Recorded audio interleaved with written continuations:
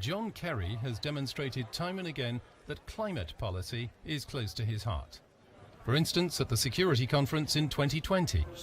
Back then, he expressed his sympathy for Greta Thunberg and the activists of Fridays for Future. And it infuriates me that these kids have to be out in the streets asking adults to be adults. We should be ashamed of ourselves all around the world. As of late, he's been fighting global warming in an official capacity as Special Presidential Envoy for Climate. Today is actually the day, as was said half an hour ago by President Biden, the day the United States officially rejoins the Paris Climate Agreement. It's a fitting moment to welcome the new U.S. Special Presidential Envoy for Climate, longtime friend of the Munich Security Conference, member even of our advisory council, and of course, former Secretary of State. Welcome, John Kerry. Please, John. Wolfgang, thank you very, very much. Thank you for a great introduction. Thank you for, importantly, making sure that climate change is front and center at the Munich Security Conference, which is exactly where it belongs today. Climate change, as we just heard from Jens Stoltenberg, is a security issue. And the fact is, it's among the most complex security issues we've ever faced. What we do or don't do in the coming months and years will make all the difference. But for millions of people, Wolfgang, they don't have to look into a distant future to see the impacts of climate change now. They just have to look out the window. This week in the state of Texas, we've seen unprecedented extreme cold related to climate because the polar vortex penetrates further south because of the weakening of the jet stream related to warming. Last year, the U.S. saw a record 30 named tropical cyclones. Europe is warming even faster than the global average, and the melting Arctic ice has changed geostrategic and military calculations for every country on the planet, from Russia to China, and obviously for NATO. And what these extreme weather events translate to on the ground should concern every single one of us. Climate change is, again, as Jens said, it's a threat multiplier. When tensions are already high somewhere and resources are increasingly scarce, the embers of conflict just burn brighter. And when farmers can no longer make a living because the weather is so extreme and unpredictable, they become increasingly desperate. Many, according to some studies, hundreds of millions of people will be forced from their homes, forced from their habitat, from the place they've lived a lifetime. And not only can mass migration drive humanitarian crisis, but as Europe knows only too well, as we saw with Turkey's manipulation of the numbers of people being released and people being pushed out of Syria, if it is not managed well, it can literally begin to undermine countries' homes, peace, and stability. And we've seen dramatic change in politics in a lot of places because of this. So when we talk about the impacts of climate change, we're talking about security, energy security, economic security, food security, even physical security. And the question now is pregnantly, what will the world do about it? 3 years ago, scientists warned that if we want to prevent the worst consequences of the climate crisis, we have to limit the planet's warming to 1.5 degrees Celsius. That's the magic number by consensus among most scientists. The same group of scientists told us that we had 3 years ago about 12 years. So now, 3 years later, 3 years wasted, sadly, largely because of our president in the United States. Around 2030 is the date at which we have to get the world now on the right path in order to cap the warming at that level of 1.5. So we are absolutely, clearly, without question, now inside the decisive decade. It is simply not acceptable, Wolfgang, for countries to think they can go to Glasgow, the meeting we will have, the COP in November, and simply put big numbers out for projections 30 and 40 years from now or longer. It's what people will do in the next 10 years that matter. That's what we have to talk about. What are we going to do starting now, going to 2030, for the simple reason that if we do not sufficiently reduce our emissions, and that is true for the United States, as it is true for other major emitting countries like China and India and Russia and Japan and so forth, and the EU as a whole, if we don't reduce it, then we simply have not any longer got the possibility of holding the temperature at 1.5 degrees or of having net zero by 2050. And unfortunately, today, the day the United States formally re-enters the Paris Agreement, today, the fact is that only 1 or 2 countries are actually meeting what they said they do for Paris. And even if we did everything we said we'd do in Paris, the Earth's temperature will rise to about 3.7 degrees. So we have to raise ambition.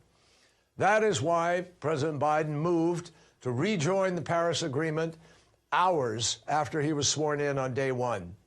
It is a process that takes 30 days. That means that as of today, we are officially back in again. But in rejoining, we got to be really honest with each other. We have to be humble, and most of all, we have to be ambitious. We have to be honest that as a global community, we're not close to where we need to be. We have to be humble because we know the United States was inexcusably absent for 4 years. And most of all, we have to be ambitious, all of us, because we have to get the job done. In November, when we convene in Glasgow for the UN Climate Conference, COP26, I believe it is our last best hope to get all of our nations on the right road to keep us at the 1.5 and achieve a net zero by 2050. We all need to develop not just a number, but a roadmap for how we will actually make the dramatic progress we need to make over the next 10 years, and what we will specifically do to get to net zero by no later than 2050. And we need to be working hand to hand with the private and public sector to provide the finance, which will be critical, finance in the trillions, in order so that countries can do what they have to do. We're already hard at work on this. We will spend the coming weeks and months working very closely with our European allies at the Leader Summit that President Biden will host in April, at the gatherings like the G7, the G20, at Kamilar, at our Oceans Conference, and in the Arctic Council, anywhere and everywhere we can leading into the United Nations meeting in New York in September, and then Glasgow. Wolfgang, there's simply no faking it at this moment. Failure is really not an option if we expect to pass the Earth on in the shape that it needs to be to future generations. And so we all need to determine what success looks like, how to achieve it, and commit ourselves to get this job, above all, to get this job done. Thank you, and I'm happy to take a couple of questions. Thank you, Secretary Kerry. I would like now to invite one of our Munich young leaders, Otilia Mnaniza from Zimbabwe, to comment. For the Global South and Africa in particular, climate change and the impact it has is quite dire. It has an impact on human security, on development, on stability, and food security.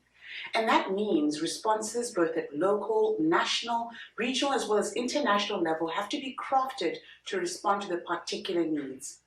Whether it's the drying up or the high temperatures in the Lake Chad Basin and the Sahel, or the locusts and the rains in East Africa, or the increasing cyclones and flooding in Southern Africa, these are key challenges that Africa faces, but that are also confronted by other regions in the world. Working together through a multilateral system that seeks to respond to these key challenges is important. To do this, beyond the Paris Climate Accord and beyond future-proofing the world, we need to respond to the now, and we need to do it urgently. Thank you, Ms. Mnaniza.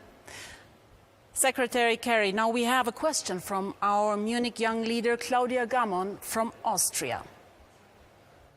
The US administration's climate plans closely resemble those of the European Union's Green Deal. A transatlantic partnership for climate security would therefore only feel natural.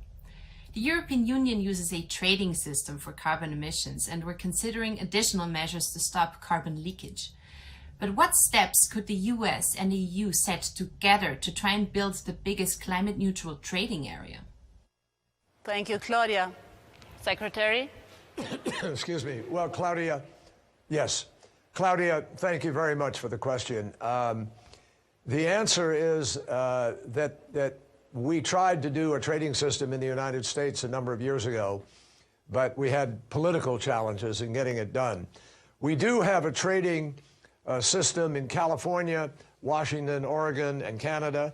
We have one on the East Coast called REGI in the Northeast. And I think that this will increasingly become a key issue between all of us, because many people believe that the biggest return we get on our efforts could come from pricing carbon one way or the other. Obviously, creating a market is a way to price it. So I believe this is going to be very much part of our discussions. We need to come together. Europe and the United States could help by harmonizing some of the regulations and also the finance regulations. I know many companies are beginning to become much more tuned into their stakeholder rather than just shareholder responsibilities. And I think there's going to be increasing focus on disclosure by companies with respect to their preparation for the impacts of climate and the way in which that relates to the investing world. And this disclosure is going to become, I think, a very critical driver of good investment moving into alternative, renewable, sustainable energy, different new kinds of energy, whether it's hydrogen, different initiatives like battery storage or fusion or fission. I mean, there's so many different possibilities. What Europe and the United States could do together, I think, is help focus much of that energy, many of those efforts, and help to create a harmonizing of the definitions and the rules and regulations that will help govern the allocation of capital going forward. We have a second question for you, Secretary, from Shafat Munir from Bangladesh. Special Envoy John Kerry, thank you for your remarks. This is a question on Bangladesh. Bangladesh is going to be a major victim of sea level rise. The sea level rise projected by the IPCC could potentially result in the displacement of 25 to 30 million people. This will be a major destabilizing factor not only for our country but for the wider region, with significant security implications. Is the international community taking note of this and preparing for this eventuality? Thank you, sir. Thank you, Shafat. Secretary Kerry? Well, I can't, Shafar, I can't speak for everybody in the international community, but I will tell you that we've been on the job now for a matter of, what, 2 weeks, 3 weeks, I guess, something like that. And among my earliest calls was my call with the finance minister and then the foreign minister of Bangladesh. And we are inviting a number of countries like Bangladesh and others that wouldn't normally come to a major developed country summit, but we want these stakeholder nations to be present so that everybody will take account in the way that you have asked. And so in April 22nd, we will have we can't have everybody. We're not going to run a mini Glasgow, but we are going to have a sufficient number of representative regional participants so that the major emitting countries, the 17 major economies of the world and several other big emitting countries, will take note, as you've said, of the plight of people who are the victims of what has been building now ever since the Industrial Revolution. And I think it's going to be an important conversation. The island Pacific states, for instance, will be represented. I know my friend, the president of Palau, Tommy Ramengansau, has been a powerful advocate for facing up to the reality of what will happen to many of these states. And what was possible 20 years ago to talk about adaptation or mitigation now is sort of reduced to a question of where are those folks going to go live? And how do you replace that? So we have big choices in front of us. That's what the Glasgow summit will be focused on. And I don't want to wind up like we did in Paris, where many of those voices that aren't naturally, automatically at that table to begin with were absent for too long. And so there became a real rush to figure out how do you adequately get inclusive and bring their thoughts to the table. We're going to begin at the beginning, at least from our point of view, and I think everybody's going to listen very, very carefully, because the reality of places in the world that were 130 degrees Fahrenheit, I think Jens mentioned 50 degrees centigrade, you can't live and work in conditions like that, and that will drive major migration as a consequence. So we're all going to have to think about this. It's not a Bangladesh problem. It's not a South Asia problem. It's a global challenge, and we all bear responsibility for trying to help resolve it. John, thank you so much. I wish we had a little more time. I was hoping to have time to ask you, among other things, a question about this conflict-ridden issue of Nord Stream 2 and transatlantic energy issues. But I think what I need to do is just send you the question over, and we'll continue this discussion in a different format. We now need to thank you. We wish you much success. We need transatlantic success in this matter. Thank you so much, John. Over to you, Natalie.